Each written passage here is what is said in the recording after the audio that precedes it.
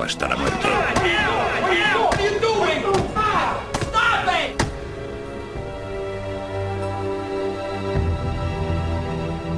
Era un comunicador eficaz. En el despacho oval, el presidente Hoover llamó al secretario del Tesoro, Andrew Mellon, para su ritual diario de ejercicio matinal y conversación. Y le preguntó lo mismo que le preguntaba todos los días. ¿Has detenido ya a ese tal Capone? Aún faltaban meses para el crack de la bolsa, que supuso el comienzo de la Gran Depresión en el país. Hoover no era nada tonto. Puede que fuera nuevo en la presidencia, pero sabía que para tener éxito tenía que tener contentos a los líderes industriales de la nación. Además, la prohibición había sido idea suya y fue una de las razones por las que le habían elegido presidente. Quería a Capone entre rejas, casi tanto como sus electores de Chicago.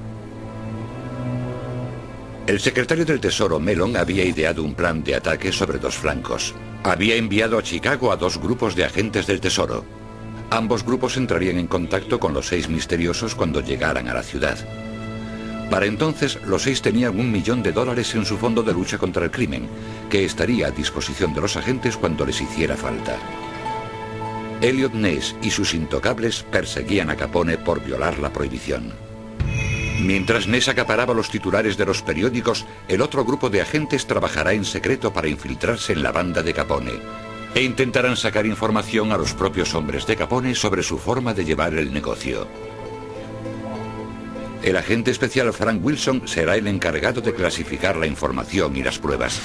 El agente Mike Malone arriesgará su vida intentando infiltrarse en la banda de Capone. Su tapadera la inventaron en las oficinas centrales. Mike sería un matón de poca monta de Filadelfia. Los otros 4 agentes saldrían a la calle en busca de informadores y comprobarían los archivos bancarios. Capone sabía todo lo que pasaba en Chicago en 1929. Oyó hablar de los 6 misteriosos y de los agentes del servicio de inteligencia, pero no les dio demasiada importancia. Yo supongo que quizás Capone se acabó creyendo algunas de las historias que publicaban sobre él los periódicos de Chicago. Quizás creyera que era omnipotente o que los federales no podían tocarle o que estaba por encima de la ley. Le molestaba que los intocables hicieran redadas en sus destilerías, pero esos agentes nunca podrían presentar cargos contra él. Él se había asegurado de eso.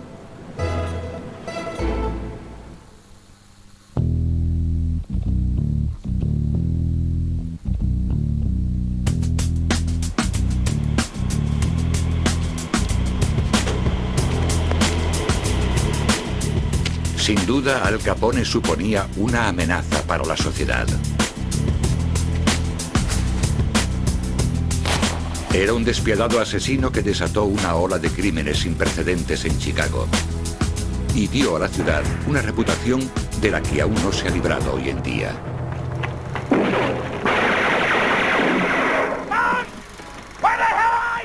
Pero esto no explica por qué las películas y los programas de televisión continúan fantaseando con su imagen, o por qué hay gente que aún cree que es un héroe popular.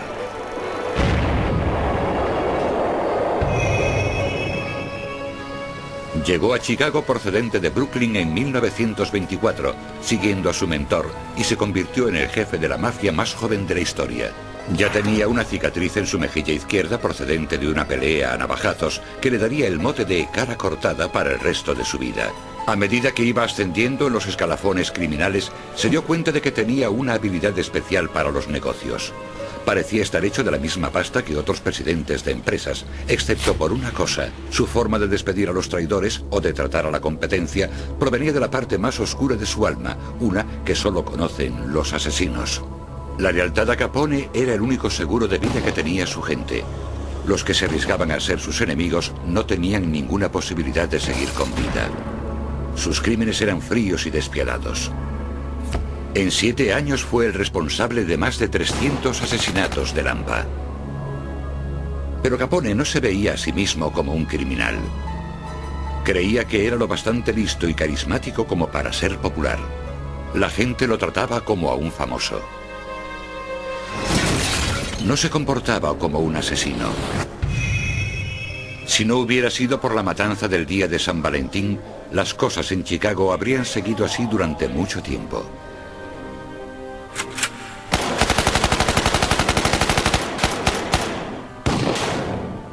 Pero una vez estuvo claro que Al Capone estaba detrás del brutal asesinato en serie, la ciudad que él creía suya se volvió contra él. A finales de 1924, los 6 misteriosos, los empresarios de Chicago convertidos en grupo parapolicial, estaban progresando en su plan para librarse de Capone. Cada miembro tenía sus motivos para querer a Capone fuera de Chicago. Frank Leach, un cristiano devoto y superviviente del gran incendio de Chicago, lo veía como un servicio público. George Paddock, futuro miembro del Congreso de Estados Unidos, estaba preocupado por el efecto que tendría en los pobres. Robert Isham Randolph había mandado tropas en la Primera Guerra Mundial y veía esto como otro tipo de guerra. Colectivamente sus motivos eran sencillos. Creían que con Capone y su banda sueltos la ciudad no era un lugar seguro. Las cosas empezaron a salirles bien. Iniciaron una campaña secreta para conseguir que otros empresarios contribuyeran económicamente en su lucha contra el crimen. Se reunían regularmente con los agentes federales que el presidente había enviado a Chicago. Elliot Ness y los intocables preparaban abiertamente la acusación por violar la prohibición, mientras que los agentes del servicio de inteligencia trabajaban de incógnito, arriesgando sus vidas en busca de pruebas de algo que en principio parecía casi cómico: evasión de impuestos. A algunas personas les parecerá gracioso que Al Capone fuera detenido por evasión de impuestos, pero esto simplemente demuestra lo difícil que era acusarlo de otros crímenes. Los testigos acababan siempre muertos. Y había otra dificultad. A la gente de Chicago le gustaba el alcohol. Capone era su proveedor.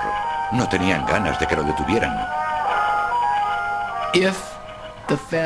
Si los federales cogían a Capone acusándole de violar la prohibición, este caso sería juzgado en 2 lugares.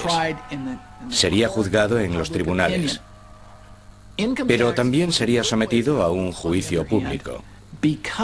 Lo mejor era acusarle de evasión de impuestos, porque el contribuyente medio entendía la detención de un ciudadano que había eludido su responsabilidad a contribuir al bien general de la sociedad. Los 6 agentes secretos de la IRS asignados al caso Capone solían reunirse en una salita de una oficina de correos de Chicago.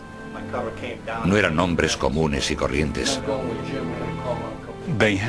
Eran del tipo de personas que tienen el valor de pasar por una puerta sabiendo que hay gente armada al otro lado, y también la habilidad de saber identificar hasta la prueba más pequeña. No todo el mundo puede buscar en libros e informes, y no todo el mundo tiene el valor de pasar por una puerta. Para ser realmente efectivos, los agentes del Departamento de Investigación Criminal tienen que ser capaces de saber hacer estas 2 cosas. Los agentes recorrieron las calles. Poco a poco se iban abriendo camino hacia Capone. Uno de los agentes encontró a una prostituta que trabajaba en uno de los burdeles de Capone, que accedió a ser su informadora.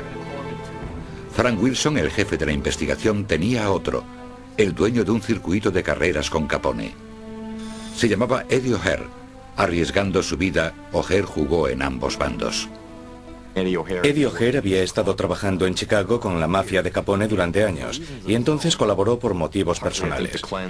Yo creo que en parte porque quería lavar su imagen, y en parte porque quería que su hijo fuera a la Academia Naval de Annapolis, y obviamente sabía que no dejarían entrar allí al hijo de un socio del crimen organizado. Así que contactó con el IRS y empezó a cooperar con ellos como informador confidencial para el caso de evasión de impuestos, proporcionándoles información de distinto tipo, y gran parte de ella fue crucial para la investigación.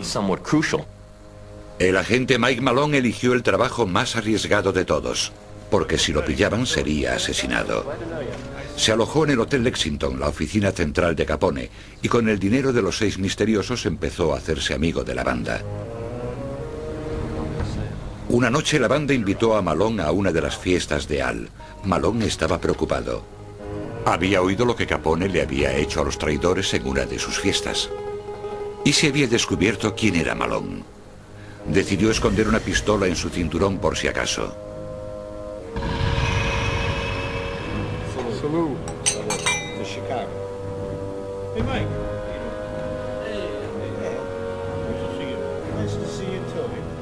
Cuando sirvieron la cena, Malone se comió un trozo del filete. Nunca